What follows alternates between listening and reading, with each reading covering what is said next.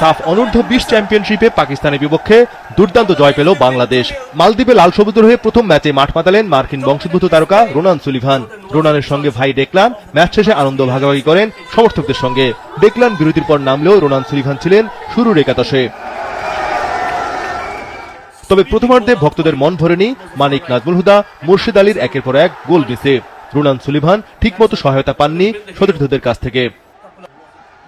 বিরতির পর বাংলাদেশ আগের চেয়ে বেশি আক্রমণাত্মক ফুটবল উপহার দেয়। 53 মিনিটে বাংলাদেশের নাজমুল হুদা ফাউলের শিকার হলে ফ্রিকিকের নির্দেশ দেন রেফারি। চোখ ধাঁধানো ফ্রিকিক থেকে পাকিস্তানের জালে বল জড়ান রোনান সুলিভান। অভিষেক ম্যাচে বাংলাদেশকে উল্লাসে মাতান এই মার্কিন বংশোদ্ভূত তারকা। 61 মিনিটে পাকিস্তানের রাজা কাদিমের শট থেকে নজিবুল্লাহ বল জালে জড়ালেও গোল বাতিল করেন রেফারি। এতে সমতায় ফেরা হল না পাকিস্তানের। 4 মিনিট পর মুর্শিদ আলী সহজ সুযোগ হাতছাড়া করেন। তবে 67 মিনিটে বাংলাদেশ ব্যবধান দ্বিগুণ করে। শেখ সংগ্রামের দারুণ ক্রস থেকে হেডে গোল করেন রোনান সুলিভান। জোড়া গোলে স্মরণীয় করলেন নিজের অভিষেক ম্যাচ। বাকি সময় আর কোনো গোল আদায় করতে পারেনি বাংলাদেশ দল। গ্রুপ পর্বে নিজেদের প্রথম ম্যাচ জিতে 3 পয়েন্ট সংগ্রহ লাল সবুজ দলের। 28 মার্চ পরের ম্যাচে বাংলাদেশের প্রতিপক্ষ ভারত।